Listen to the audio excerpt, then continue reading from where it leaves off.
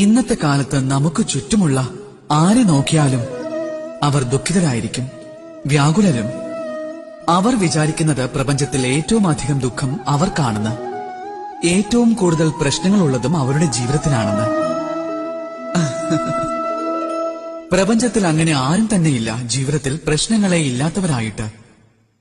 പിന്നെ പ്രപഞ്ചത്തിൽ അങ്ങനെ ഒരു പ്രശ്നവുമില്ല മനുഷ്യന്റെ പക്കൽ പരിഹാരമില്ലാത്തതായി.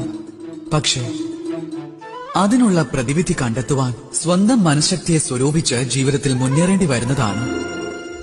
സാഹസികതയിലൂടെ മുൻപോട്ട് പോകണം. എന്നാൽ ചിലർ എന്താണ് ചെയ്യുന്നത്?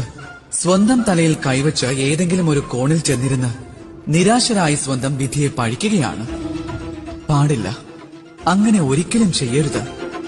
കർമ്മം ചെയ്താലും മുൻപോട്ട് പോകൂ, സാഹസികത കാണിക്കൂ. പിന്നെ പ്രധാനപ്പെട്ട ഒരു കാര്യം, എപ്പോഴും ക്ഷമയോടെ ഇരിക്കൂ. കാരണം നിങ്ങളുടെ ലക്ഷ്യം